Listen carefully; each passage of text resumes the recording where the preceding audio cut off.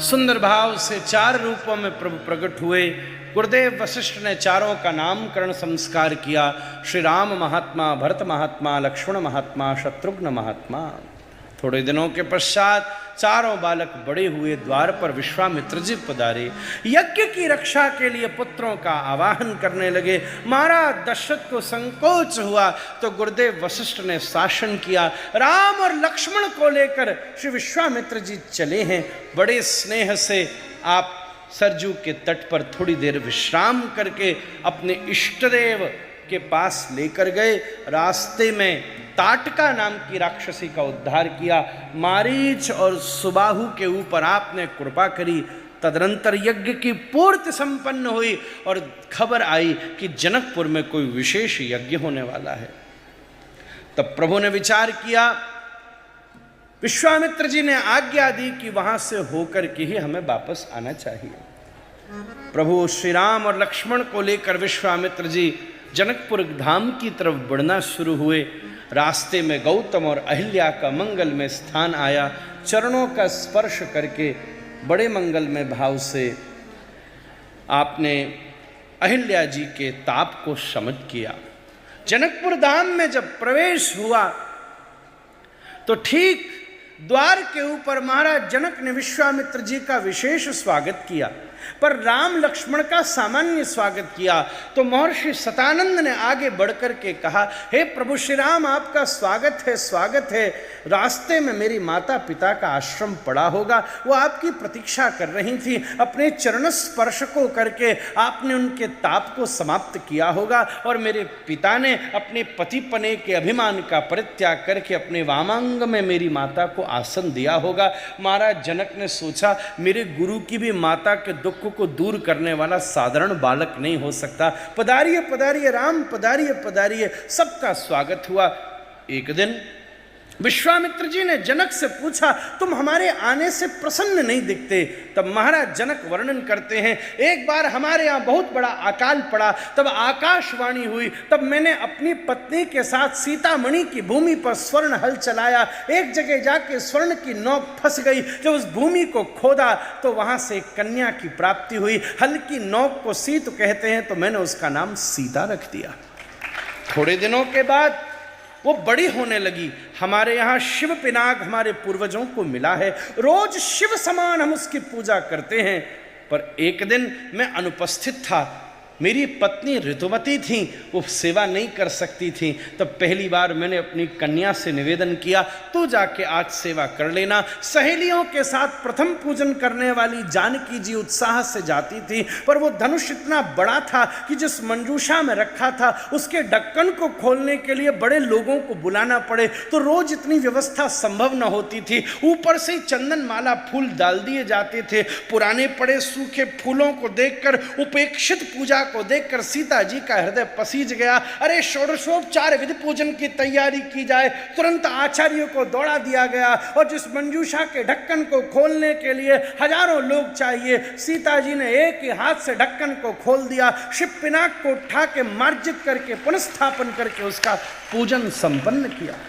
जब ये बात मुझे पता चली तो मैंने प्रतिज्ञा कर ली कि जो पुरुष सिंह इस शिव पिनाक के ऊपर प्रत्वंसारोपण करेगा, मैं अपनी कन्या का विवाह उसी के साथ करूंगा।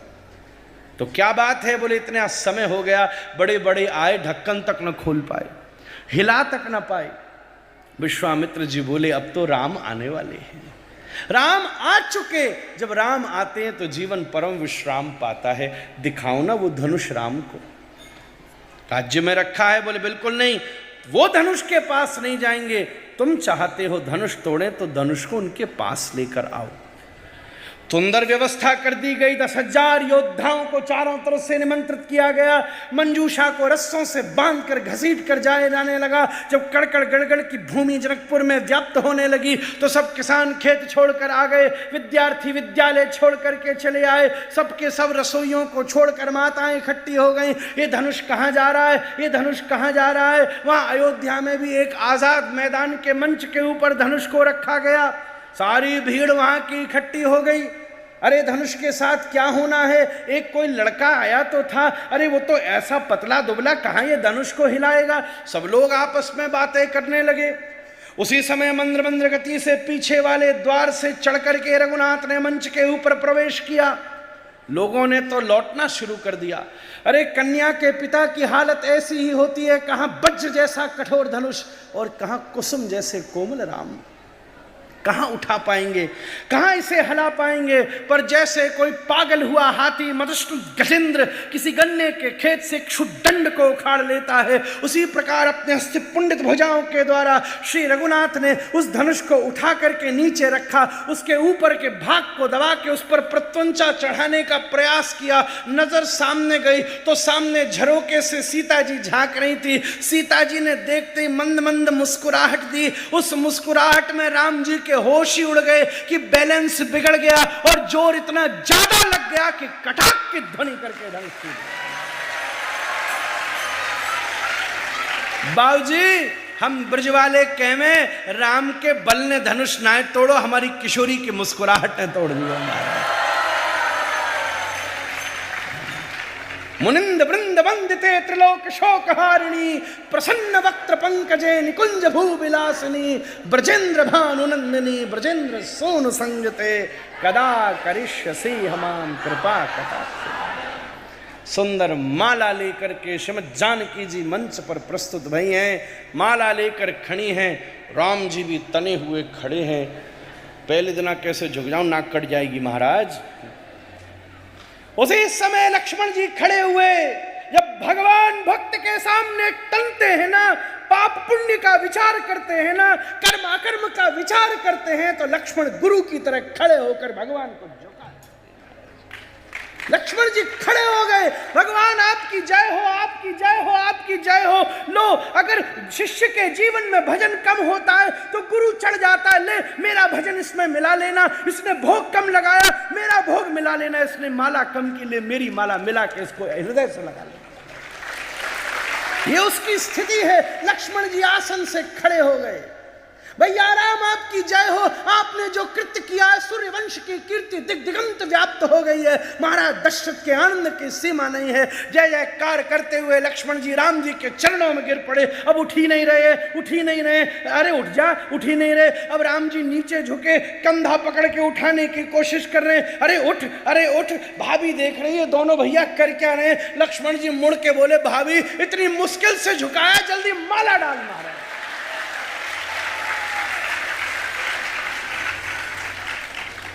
तुरंत सीता जी ने दिव्य माल्यार्पण संपन्न किया है। दिव्य बारात गई है, खबर लगी है, बारात को लेकर महाराज दशरथ पधारे हैं।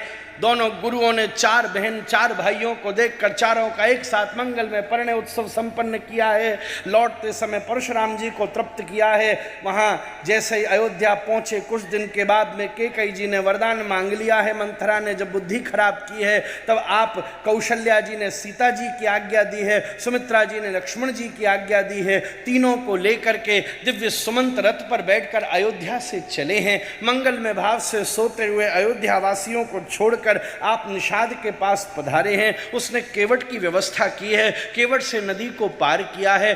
तटवर्ती जाकर भारद्वाज मुनि से भेंट हुई है, महर्षि वाल्मीकि से भेंट हुई है। सब स्थानों का स्थान बता के चित्रकूट में आप विराजे हैं। इधर भरतलाल जी ने सब अंत्येष्टि क्रिया संपन्न की है। आप श्री सबको लेकर के निषाद के पास, फिर भारद्वाज मुनि के पास होते हुए राम जी के पास पहुंचे हैं। सुंदर पादुका को लेकर के वापस पधारे हैं। नंदिक ग्राम में आप प्रतीक्षा कर रहे हैं। अब भगवान श्री राम वहां से आगे बढ़ते हुए अत्रि आदि मुनि से मिलते हुए बड़ी लंबी यात्रा करते हुए दंडकारण्य में जाकर विराजमान हो गए हैं। वहां सुपर्णखा राम के रूप पर मुग्ध हुई हैं, लक्ष्मण के ऊपर मुग्ध हुई हैं, तो नाक कान काट के उसको भगा दिया गया है। एकदम महाराज उसने जाकर के रावण के सामने सीता जी के रूप सौंदर्य का वर्णन किया है, तो मारीच को स्वर्ण मिल बना करके भेजा है। राम जी पीछे गए हैं, आवाज लगने पर लक्ष्मण जी पीछे गए हैं। वेश बदल करके रावण ने सीता जी का हरण किया है। ऊपर आभूषणों को लुटाती हुई सीता जी को अशोक वाटिका में अशोक वृक्ष के नीचे ले जाकर के विराजमान कर दिया है।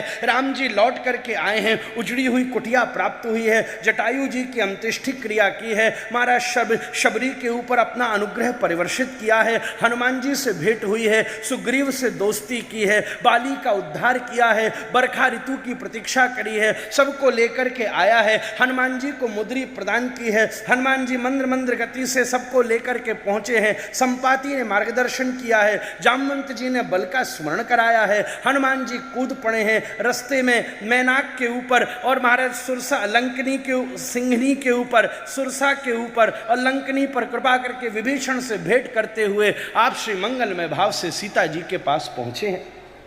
सुंदर अपनी अंगूठी प्रदान करी है, चूड़ामणि लेकर पूरी लंका को उजाड़ दिया है।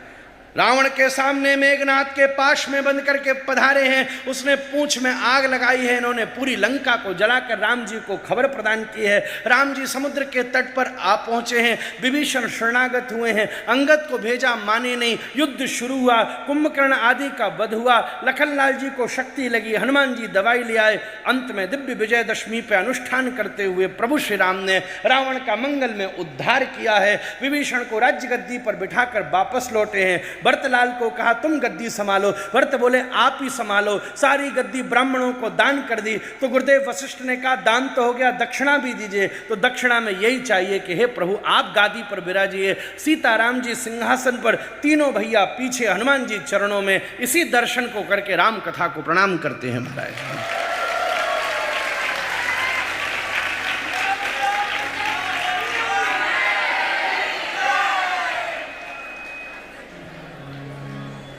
नौ दिना को काम 9 मिनट में निपटा दिए तुम्हारा। ये गुरु कृपा को बल है महाराज, हमारा कोई बल नहीं। गुरु जी तो और जब तरंग खाते तो यूं कह जाते महाराज, यूं कह जाते।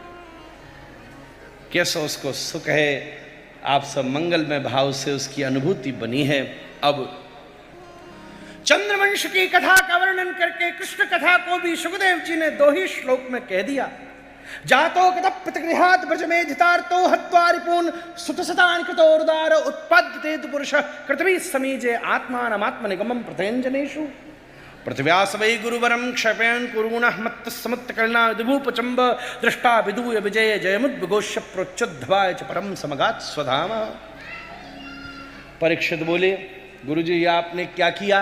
कथितो वंश विस्तारो भवता सोम सूर्यो राज्ञां क्षोभय वंशानां चरितम परमाद्भुतम। विस्तार से सुनाइए। सुखदेव जी ने कहा ठीक है, अब मैं तुम्हें कृष्ण कथा सुनाऊंगा। थोड़ी देर स्नान करा, जल पिया। परीक्षित बोले गुरुजी खूब खा पी लियो, जिंदगी भर खियो ही यही है, पहनतो रहो, खातो रहो, लूटतो रहो, और उसके बाद भी खूब इकट्ठे के बाद भी जीवन में शांति की एक बूंद नहीं मिली। पर गुरुजी जब से आपके चरणों में बैठा हूँ मेरे सिर के ऊपर आनंद के बादल बरस रहे हैं महाराज, कुछ नहीं चाहिए। उसी समय ऐसी दिव्य मंगल स्थिति बनी। सुखदेव जी समझ गए कि तू तैयार हो गया है, मथुरा के अधिपति हैं महाराज उग्रसेन, और मंगलमय भाव से बेटा है कंस, चचेरी बहन है देवकी, देवकी का विवाह वसुदेव जी के साथ सुनिश्चित हो गया। तैयार